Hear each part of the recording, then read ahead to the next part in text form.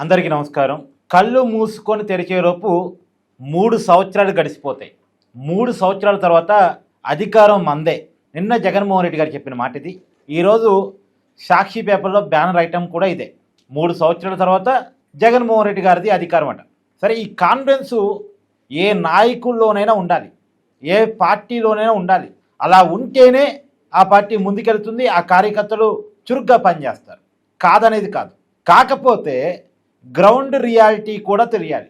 Ground reality తెలవకపోతే మనం మోసం చేసుకున్నట్టుగా ఉంటుంది. గతంలో వైసీపీ చేసింది ఇదే.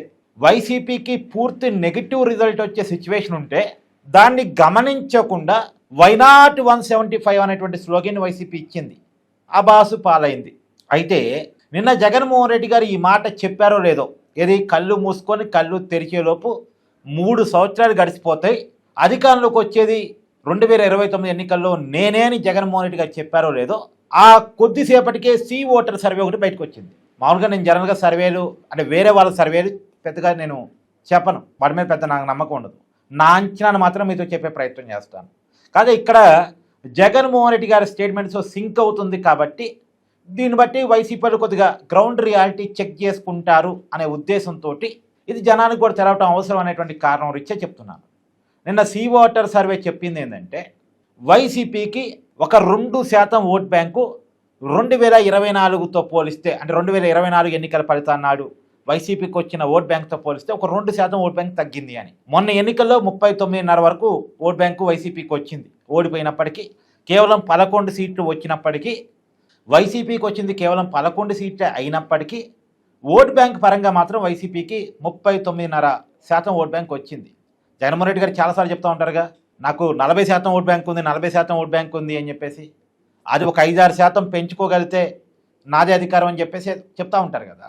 ఆయన ఇప్పుడు వాస్తవానికి మరి ఆయన చెప్పేదంటూ ఆయనకు ఓట్ బ్యాంక్ పెరుగుతుందా లేదా అంటే పెరగటం పక్కన పెడితే తగ్గుతుంది అనేటువంటి సి ఓటర్ సర్వే చెప్పుకొచ్చింది.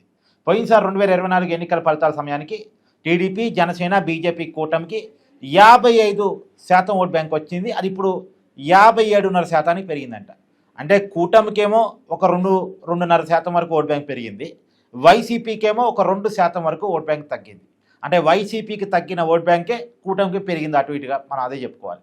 అయితే ఇక్కడ మనం ఖచ్చితంగా చెప్పుకోవాల్సిన పాయింట్ ఏంటంటే వైసీపీకి అనుకూలంగా పరిస్థితులు మారటానికి వైసీపీ ఏం చేసిందని, ఏ విషయంలోనన్నా ఒక ప్రజా ఉద్యమాన్ని నిర్వహించిందా, ఏ విషయంలోనన్నా ప్రజల కోసం వైసీపీ గట్టిగా నిలబడిందా, పోరాడిందా?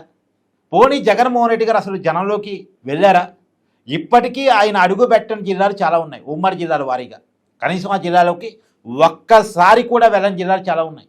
ఇప్పుడు అధికారం పోయి 2 సంవత్సరాలు దాటుతుంది, కనీసం కొన్ని జిల్లాలకి జగన్మోహన్ రెడ్డి గారు వెళ్ళలేదంటే మరి జగన్మోహన్ రెడ్డి గారు ఏం చేస్తున్నట్టు?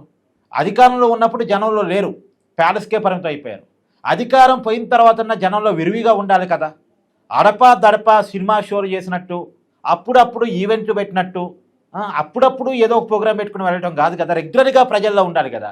చెప్పొచ్చు వైసీపీ కార్యకర్తలు వచ్చే సంవత్సరం పాదయాత్ర చేస్తాడని. వచ్చే సంవత్సరం పాదయాత్ర ఎందుకు చేస్తాడు? ఎన్నికలు దగ్గరకు వస్తున్నాయి కాబట్టి, ఎన్నికల్లో ఓట్లు పడాలి, అధికారం కావాలి కాబట్టి చేస్తాడు. అంటే అధికారం కోసం మాత్రమే జగన్ జనంలోకి వస్తాడు అన్నది ఇక్కడ జనానికి తెలియదా? జనం గమనించరా? నిరంతరం జనంలో ఉండాలి. నిరంతరం జనంలో ఉన్నప్పుడు ఎలక్షన్ టయానికి జగన్ కనెక్ట్ అవుతాడు జనానికి. ఇది చెప్పాలనే నేను సి ఓటర్ సర్వే చెప్తున్నాను. ఈ పాయింట్ వైసీపీ కార్యకర్తలకు అర్థం కావాలని.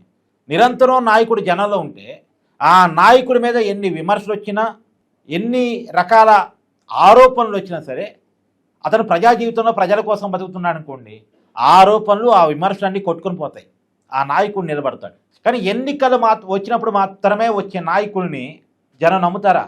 కాబట్టి జగన్ ఇప్పటికైనా నేర్చుకోవాల్సింది, వైసీపీ ఫస్ట్ ఎందుకు ఓడిపోయిందో తెలుసుకోవాలి, తనను తాను మార్చుకోవాలి, తన పార్టీని మార్చుకోవాలి, తన విధానాలు మార్చుకోవాలి, తన ఆలోచనలు మార్చుకోవాలి, ప్రజలకి తగ్గట్టుగా మార్చుకోవాలి.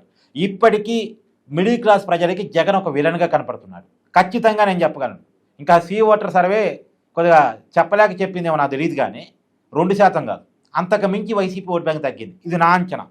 2% మించి వైసీపీ ఓట్ బ్యాంక్ తగ్గింది. మిడిల్ క్లాస్ వాళ్ళు, వైసీపీకి ఉన్న కరుడు కట్టిన ఓట్ బ్యాంకు ఒక 20% వాళ్ళు ఎప్పటికీ జగన్ అభిమానిస్తూనే ఉంటారు. గుడ్డిగా, పిచ్చిగా, మూర్ఖంగా జగన్ ఏ స్టాండ్ తీసుకున్నా సరే జగన్తోనే ఉండే ఆ 20% ఓట్ బ్యాంకు ఉంటుందేమో. పైగా అసలు జగన్కి ఉన్నటువంటి అడ్వాంటేజ్ ఏంటంటే కూటమికి వ్యతిరేకంగా ఉండే ఓట్ బ్యాంకు, ప్రధానంగా టీడీపీని వ్యతిరేకించే ఓట్ బ్యాంకు.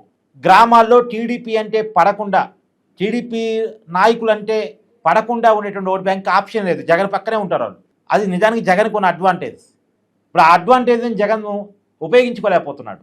చివరికి ఆ వర్గాలు కూడా, వైసీపీ నాయకులు, వైసీపీ కార్యకర్తలు కూడా జగన్ ఇక మేము మోయేదేం ఇతను మాకు బరువయ్యాడు అనుకునే పరిస్థితిలోకి జగన్ తయారవుతున్నాడు.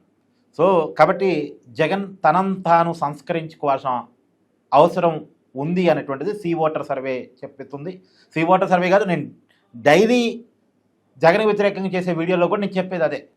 నిజానికి జగన్ ఆలోచన మారాలి, జనానికి తగ్గట్టుగా, జనం ఏమనుకుంటున్నారు అనే దానికి తగ్గట్టుగా మారాలి. నేను ఏం చెప్తే జనం అదే ఊబడతారు అంటే అది కొన్నాళ్ళ వరకు చెల్లుబాటు అవుతుంది. ఇప్పుడు జగన్ ఏదంటే దానికి జనం ఊహు అంటున్నారు. కాబట్టి జగన్ దాన్ని తెలుసుకోగలగాలి. బట్ జగన్కి తెలియదా, ఆయన కోటరీ చెప్పట్లేదా, చెప్పినా జగన్ వినే మైండ్ సెట్ కాదా, ఇక వాళ్ళే చూసుకోవాలి దాన్ని. మీ అభిప్రాయాన్ని కామెంట్ రూపంలో తెలియజేసే ప్రయత్నం చేయండి. మీ గ్రామంలో, మీ ఏరియాలో, మీ సర్కిల్లో జగన్ గురించి ఏమనుకుంటున్నారు? జగన్కి బలం నిజంగా తగ్గిందని అనుకుంటున్నారా, పెరిగిందని అనుకుంటున్నారా?